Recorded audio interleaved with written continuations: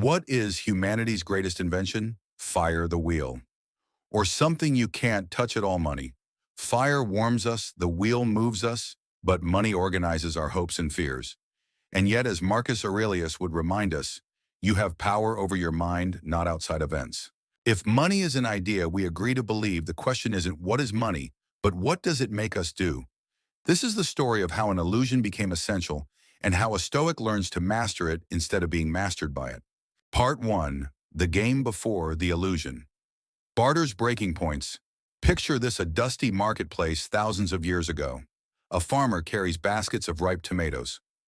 A hunter lays down animal skins. A potter displays clay vessels.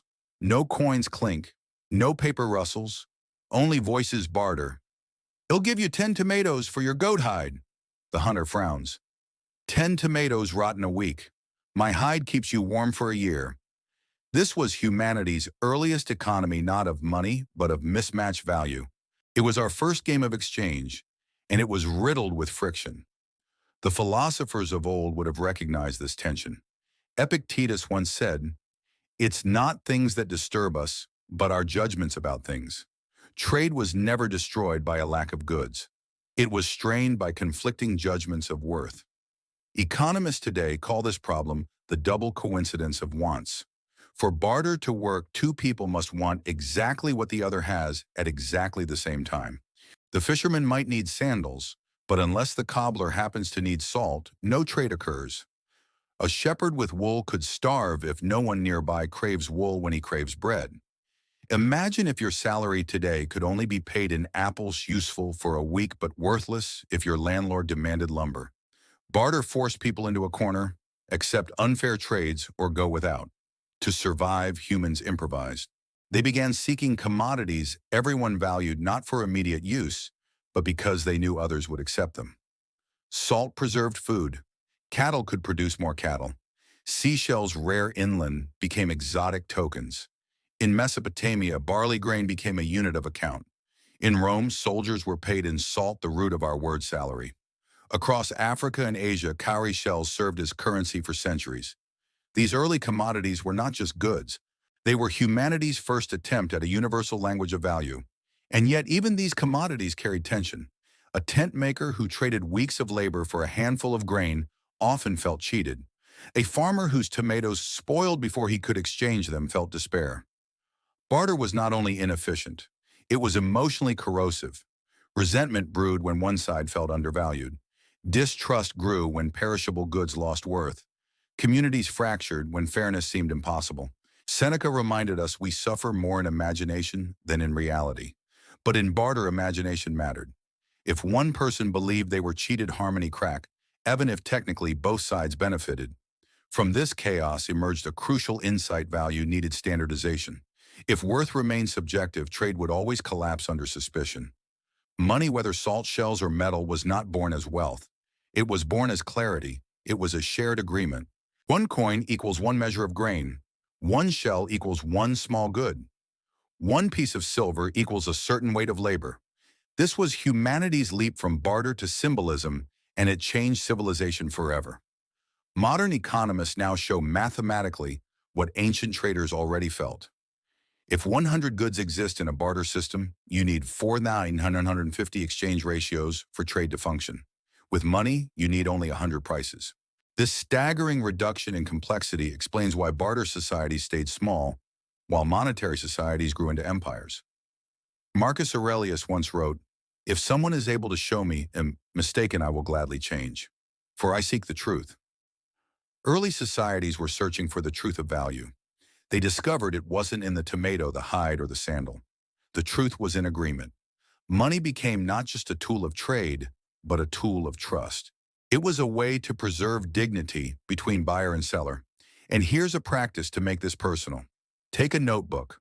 Write down 3 exchanges you've made recently: buying coffee, paying rent, hiring a service. Then ask yourself, what was the real value exchanged? Did you pay for convenience, for skill, for time, or for trust? This exercise reveals what barter obscured: money is not value itself. It is a lens that makes value visible. The lesson of barter is simple but profound. It was broken not because humans lack goods, but because they lack clarity. Standardization, whether in money and time or in trustus, what makes communities work. Marcus Aurelius reminds us, the happiness of your life depends upon the quality of your thoughts. If you think clearly about value, you will never be poor no matter your coins. And yet the story doesn't stop here. When humans discovered metals, they found a way to lock scarcity into currency. Stamped coins became not only tokens of value but promises of trust. But as with every promise, temptation soon followed. Because once rulers realized they could shave the coin or mix the silver monies, truth began to bend. And so part 2 begins scarcity stamps and the birth of trust. Part 2, scarcity stamps and the birth of trust. Imagine holding a small silver coin in your hand, cold, heavy, etched with the face of a king. For the first time in human history, this little disc carried a promise: this piece equals that piece. Trade no longer required endless haggling over sacks of barley or bundles of hides. A single stamp could unify trust between strangers who had never spoken before. This was the revolution of coinage, and with it, humanity discovered the double-edged sword of scarcity and trust. Why metals? Because metals were rare, durable, and divisible. Gold did not rot like grain. Silver did not crumble like clay. Bronze could be measured, melted, and recast. Metals solved 2 problems of barter at once. They were portable, so wealth could be carried in a pocket, and they were scarce, so nature itself limited supply. A Roman soldier could be paid with a denarius and know that the coin would be accepted far from home. An Athenian merchant could sell olive oil in Egypt because silver spoke louder than words. But the true genius was not the metal itself. It was the stamp. A ruler's seal turned raw silver into money. The mark declared, "This coin weighs what I say it weighs, and my face guarantees its value." Trade no longer depended entirely on reputation. You did not need to trust the individual, you trusted the stamp. Marcus Aurelius once said, "If someone can show me I am mistaken, I will gladly change, for I seek the truth." In money, truth became whatever society agreed to trust. Yet where trust exists, temptation follows. Rulers discovered they could shave coins, clip edges, or secretly mix alloys. The Roman Empire reduced the silver content of the denarius across centuries until by 250 AD, a coin that once held 95% silver contained less than 5. In China, emperors issued copper coins that grew lighter with every reign. In medieval Europe, kings diluted precious metals to finance wars. People noticed. Trust slipped. And when trust slipped, money became illusion. Seneca warned all cruelty springs from weakness. Debasement was not strength. It was weakness dressed as power. Scarcity mattered because human psychology values what is rare. Diamonds, nearly useless in daily life, are prized above steel because they are scarce. In 16th century Spain, silver from the New World flooded Europe, and prices quadrupled in less than 100 years. Economists call it the quantity theory of money. If money supply grows faster than goods prices rise. Ancient traders did not need equations to understand this. They felt it in their bones. Too much coin meant the king was cheating. History shows the cost of broken trust. By the 3rd century, Rome was drowning in debased currency. Soldiers demanded higher pay. Citizens refused government coins. Inflation spiraled out of control. Emperor Diocletian, desperate, issued the edict on maximum prices in 301 AD, fixing wages and costs by law. But controls failed. Black markets thrived. Trust in coinage collapsed. Rome did not fall only to barbarians. It fell in part to broken trust.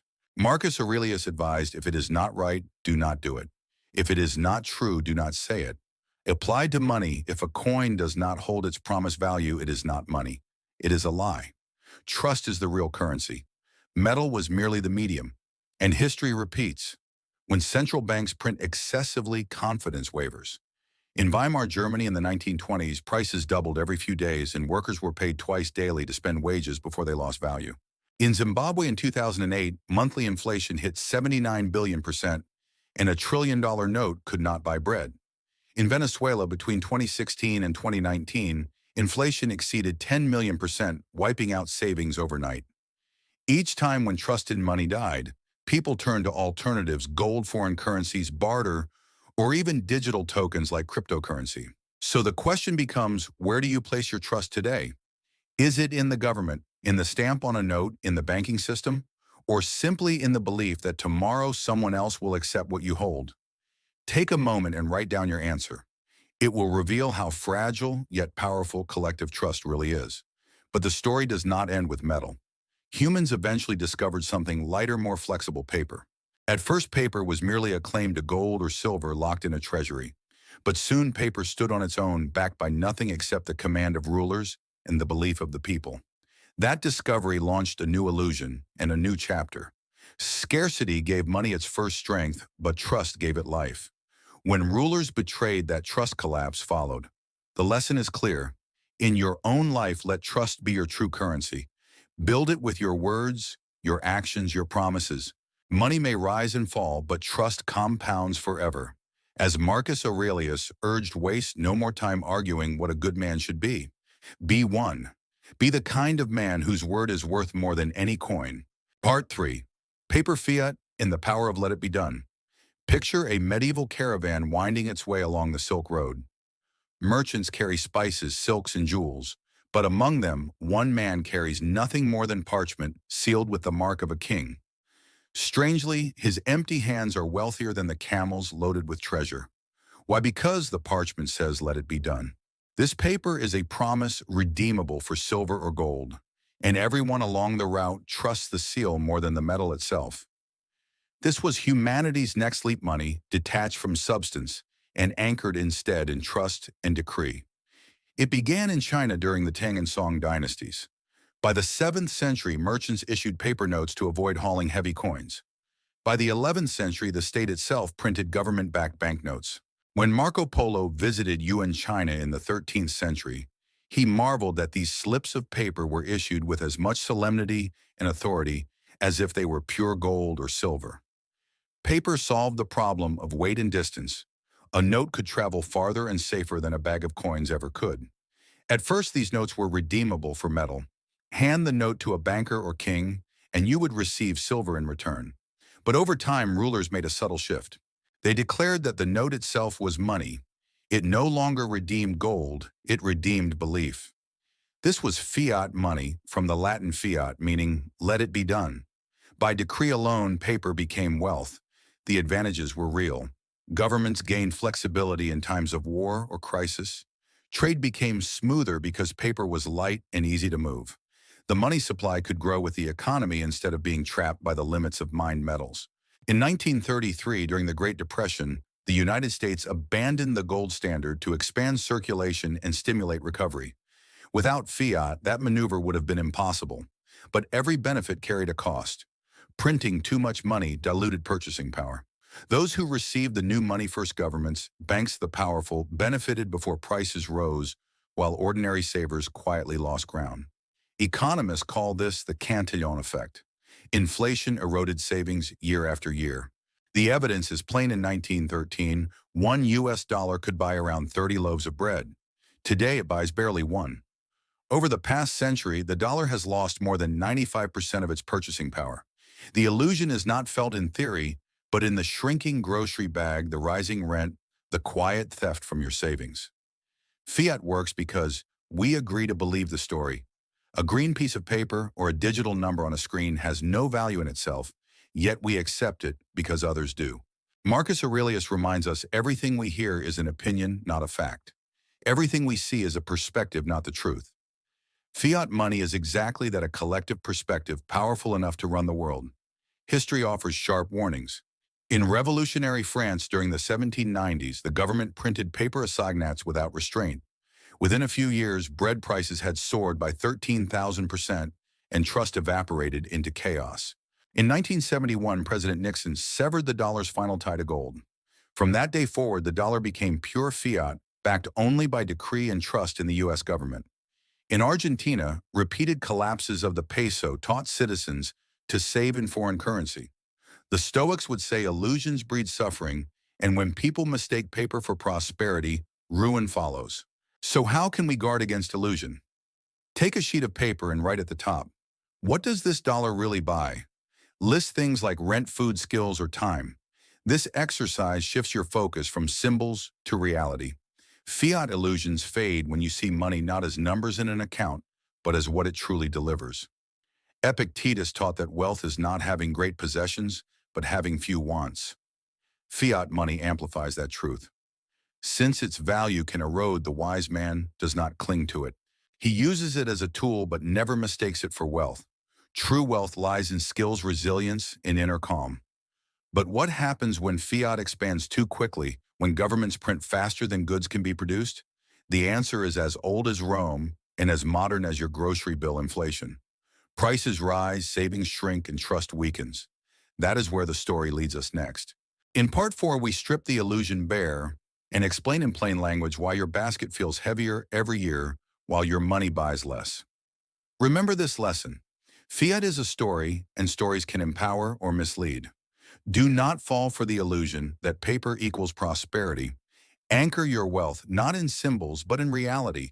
Skills you can use, assets you can hold, relationships you can trust. As Marcus Aurelius said, the happiness of your life depends upon the quality of your thoughts. Think clearly about money story, and you will never be its victim. Part 4. Inflation in plain language.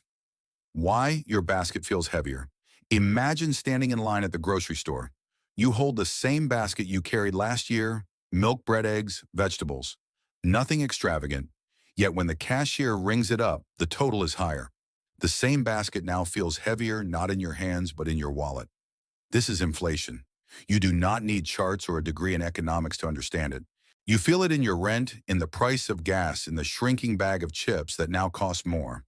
At its core, inflation happens when the supply of money grows faster than the supply of goods and services.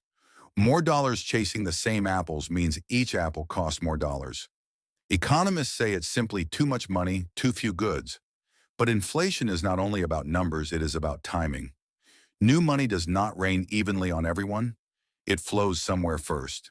When central banks create liquidity banks and large corporations receive it first, they buy assets before prices rise. By the time the money trickles down to workers, the cost of living has already climbed. This unfair distribution is called the Cantillon effect. Early receivers win, late receivers pay. Marcus Aurelius once reminded himself, you could leave life right now. Let that determine what you do, say, and think. Inflation is much the same. You cannot stop its existence, but you can decide how you respond. You cannot rewrite central bank policy. You cannot stop governments from printing, but you can prepare your habits, your assets, and your mindset. The Stoic does not waste time blaming what he cannot change. He adapts to what is. History offers warnings carved in pain. In Weimar Germany in the early 1920s, hyperinflation turned salaries into wheelbarrows of worthless marks. At its peak, prices doubled every few days. A loaf of bread cost billions. In Hungary after the Second World War, prices doubled every 15 hours. Notes were printed for numbers so large they are almost impossible to grasp. Even in the United States, after abandoning the gold standard in 1971, inflation in the 1970s climbed to 13% a year. Mortgage rates reached 18% in 1981. Today, even modest inflation is dangerous. At 3% a year, the purchasing power of your money is cut in half in just 24 years. You see it in everyday life. Between the year 2000 and 2020, the average price of a new home in the United States nearly doubled. College tuition more than doubled. A gallon of milk that once cost $2 now averages over $4. Your basket of goods grows lighter, but the cost grows heavier. And yet many still believe the illusion, if my salary rises, I am richer. Not if your basket rises faster. Inflation hurts the saver most of all. A cautious man may live modestly, save diligently, and still watch his savings erode. Epictetus said wealth consists not in having great possessions, but in having few wants. But even the man of few wants cannot ignore when bread costs twice as much. $10,000 saved in the year 2000 now buys what less than 6,000 buys today. Over the last century, the dollar has lost more than 95% of its value. Inflation is a tax without legislation, a theft without fingerprints. The Stoic answer is not denial, but discipline. Build skills, not just savings. A dollar in the bank shrinks, but a skill that earns $20 an hour today may earn $40 tomorrow. Skills reprice with inflation. Control fixed costs. Lower rent, reduce debt interest, and cut unnecessary subscriptions. Every dollar you do not spend is stronger than a taxed dollar earned. Own assets, not only cash. Stocks, real estate, royalties, and even resilient tools preserve value better than idle currency.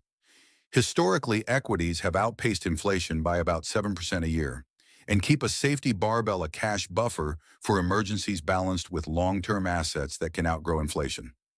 Avoid the soft middle of endless consumption. Here is a practical exercise. Set aside 30 minutes this week for what I call a money council. List your fixed costs. Cut 10% in 3 categories. Write down one skill you could learn in 90 days that would add $10 an hour in value. Schedule 30 minutes daily to practice it. Identify one productive asset you could acquire, an equity fund, a useful rental tool, or even a small side business. This shifts inflation from a fear into a test of resilience. Seneca wrote, "It is not the man who has too little, but the man who craves more who is poor." Inflation reveals who depends only on symbols and who has built real capability. It teaches us to place wealth in what cannot be devalued: knowledge, health, trusted relationships, self-command. But Stoicism always brings us back to the same question. What do I truly control? Not the economy, not the printing press, only myself. And so in the next part, we turn to the Anti-Illusion Playbook, a Stoic guide to treating money as a tool, never a master. Inflation is real, but it is not your master. You cannot stop the basket from growing heavier, but you can grow stronger. Remember Marcus Aurelius, you have power over your mind, not outside events. Realize this and you will find strength. The basket may rise in cost, but if you rise in wisdom, skill, and discipline, no inflation can impoverish you. Part 5. What a Stoic actually controls. The Anti-Illusion Playbook. Imagine standing on a shoreline as a storm gathers at sea. Winds rise, waves crash, thunder rolls. You cannot stop the storm, but you can choose panic and drown or prepare and survive. This is money, storm, inflation, markets, recessions, forces beyond your control. The Stoics remind us you cannot command the storm, only the ship. Epictetus taught some things are in our control and others are not. Within our power are opinion, pursuit, desire, aversion, in a word, our own actions. So what does the Stoic control in the realm of money? The answer is not the economy. It is his habits, his discipline, his clarity. This is the Anti-Illusion Playbook. First, understand money itself. Stoicism views money as a preferred indifferent, useful but not ultimate. Poverty does not make you evil. Wealth does not make you good. Money is neutral, and its moral weight comes from how you use it. Marcus Aurelius wrote, "The things you think about determine the quality of your mind. Your soul takes on the color of your thoughts." A Stoic does not color his soul with greed or despair over money. He treats it as a tool, never as a master. The first pillar of the playbook is skills over titles. Titles are fragile. A manager today may be redundant tomorrow, but skills compound. A coder, a negotiator, a craftsman, a teacher, skills endure. They reprice with inflation often faster than currency erodes. Data shows the World Economic Forum projects that by 2030, 1 billion people will need reskilling. Those who adapt thrive. Those who cling to old titles wither. Ask yourself, what 3 skills could you add in 90 days that raise your earning power by $10 an hour? Commit to 30 minutes daily to grow them. The second pillar is costs you command. The Stoic cuts waste not from scarcity, but from strength. Every dollar not spent is worth more than a taxed dollar earned. Lower housing costs if possible. Pay down debt. Cancel unused subscriptions. Seneca said, "Wealth is the slave of a wise man, the master of a fool." To be wise, you must command your costs before they command you. A simple drill is the rule of tens. Cut 10% from 3 fixed categories this month. Track how little your quality of life truly changes. The third pillar is assets that work while you sleep. The Stoic favors what endures beyond his labor. Productive assets like business equity, broad index funds, rental property, or royalties. Useful real assets like skill tools, resilient gear, modest emergency supplies. The barbell mindset is powerful. On one side, a cash buffer for safety. On the other, long-term growth assets. In the middle, avoid mushy consumption that erodes wealth. History proves the point. The S&P 500 has returned roughly 10% annually over a century. $10,000 invested in 1980 is worth over $700,000 today. Assets multiply. Idle cash evaporates. Write down one asset you could begin acquiring this month. Even $50 toward an index fund is a step toward freedom. The fourth pillar is time as the real currency. The Stoic knows money is only a shadow of true wealth, which is time. Each of us receives 168 hours per week. Rich or poor, that is the only equal currency. Audit your hours. How many vanish to scrolling distraction or shallow consumption? How many build skills, relationships, and resilience? Marcus Aurelius counseled, waste no more time arguing what a good man should be. Be one. Waste no more time chasing what looks like wealth. Invest time in what is wealth. Replace 30 minutes of scrolling each week with a money council. Review your spending, your skills, your asset allocation. Align hours with values. Consider a tale of two workers. Worker A earns $80,000 a year. He spends $78,000 saving almost nothing. His title is manager, but his skills stagnate. Inflation erodes his paychecks silently. Worker B earns $60,000. He learns coding at night, adds freelance income. He lives simply cutting costs. He invests $500 monthly in index funds. After 20 years, worker A clings to his title and shrinks. Worker B multiplies his skills, savings, and assets, outpacing inflation, building freedom. The difference was not luck. It was the playbook. The Stoic compass always points inward. He asks, what is within my control? My skills, my spending, my investments, my time. What is beyond my control? Central banks, recessions, market noise. He acts on the first and accepts the second. That is the anti-illusion playbook. But even with skills, assets, and clarity, money remains an illusion, a story we all agree to tell. In the next part, we face the final lesson. The illusion does not vanish, you outgrow it. The goal is not to destroy money's illusion, but to live freely within and beyond it. You cannot stop the storm, but you can sail wisely. Add skills that compound. Cut costs that enslave. Own assets that endure. Guard your time like treasure. Epictetus reminds us no man is free who is not master of himself. Be master of your money, not its servant. That is the Stoic way. Part 6, the illusion doesn't vanish, you outgrow it. Imagine staring into a mirror. You know the image is not real. It is only a reflection, yet you still use it. You comb your hair, straighten your clothes, prepare for the day. The reflection is not the substance, but it guides you. Money is the same. It reflects value, but it is not value itself. The mistake is not in using the mirror. The mistake is in believing the reflection is reality. The Stoics remind us clarity, not destruction, is the path. Money's illusion does not vanish. You simply grow wise enough to see through it. Money has always been a story. Salt shells and skins were stories of scarcity. Stamped coins were stories of trust. Paper was a story of redemption. Fiat became a story of decree. And today, digital money is a story of code and consensus. None of these forms are real wealth. They are shared narratives humanity agrees to believe. Marcus Aurelius wrote that the happiness of your life depends upon the quality of your thoughts. If your thoughts mistake story for substance, you will forever be anxious. If your thoughts see story as story, you gain freedom. So why does the illusion persist? Because society needs it. Money coordinates billions of strangers. It allows trade growth and civilization itself. But illusions become dangerous when mistaken for reality.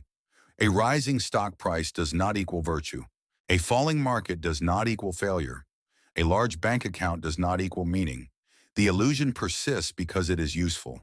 Wisdom is recognizing that usefulness without becoming its prisoner. The Stoics pointed to wealth beyond coin and paper. Epictetus, once a slave, taught that freedom begins with mastery of your own mind. Seneca reminded Lucilius through countless letters that friendship is wealth greater than gold. Marcus Aurelius urged, do not act as if you were going to live 10,000 years. Death hangs over you. While you live, while it is in your power, be good. Money may buy convenience, but it cannot buy character. It may buy tools, but not wisdom. It may buy company, but not true friendship. Modern research agrees. A Princeton study found that income increases happiness only up to about $75,000 a year. Beyond that, money has diminishing returns. The World Happiness Report consistently shows that trust, community, and purpose weigh more than GDP. People with strong relationships report being twice as happy as those with high incomes but weak bonds. Prosperity without meaning is empty. The illusion cracks when you see it clearly.